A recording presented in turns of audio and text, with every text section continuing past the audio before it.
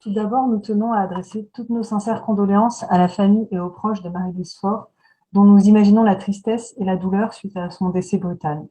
L'élection d'un nouveau maire est aujourd'hui l'occasion de modifier en profondeur la politique locale pour répondre aux urgences économiques, écologiques et sociales.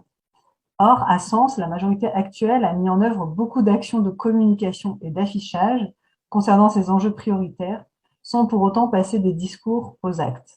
Nous pensons qu'il est urgent et important d'accélérer la transition écologique et solidaire au sein de notre ville. Notre liste citoyenne, Sens, écologie et solidarité, défend des valeurs fortes et un solide engagement sur ces thématiques.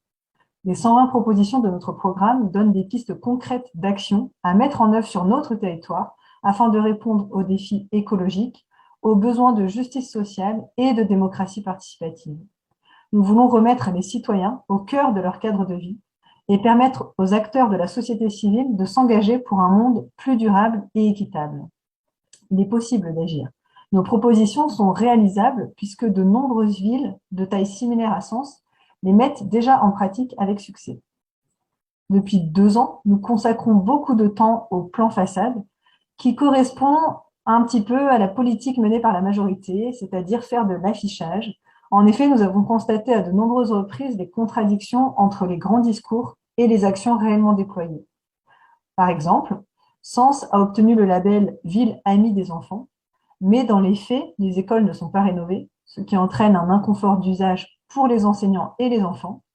En plus, les enfants n'ont pas suffisamment accès à une alimentation biologique, saine et de qualité, et les écoles manquent cruellement d'investissement, de moyens financiers et humains.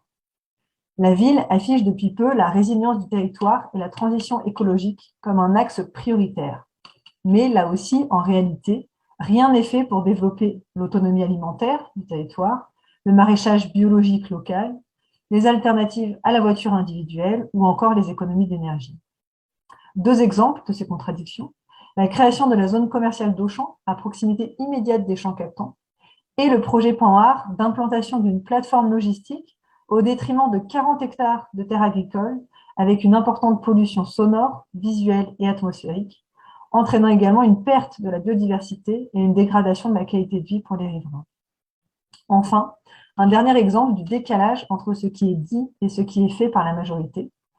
Sens met en avant sa politique de la ville en faveur des quartiers, alors que les transports en commun ne sont pas assez développés, peu accessibles, voire même interrompus pour cause d'incidents, par exemple, ce qui entraîne l'isolement de certains quartiers non desservis. Nous pensons que la ville devrait faire preuve d'exemplarité en matière de sobriété énergétique et environnementale, mais aussi en matière de solidarité et de démocratie participative pour gagner en attractivité, limiter les gaspillages, donc réduire les dépenses inutiles afin d'investir massivement dans les défis de notre époque. Toutes ces raisons nous ont amenés à présenter notre candidature au nom de la liste citoyenne Sens, écologie et solidarité. Je vous remercie pour votre attention.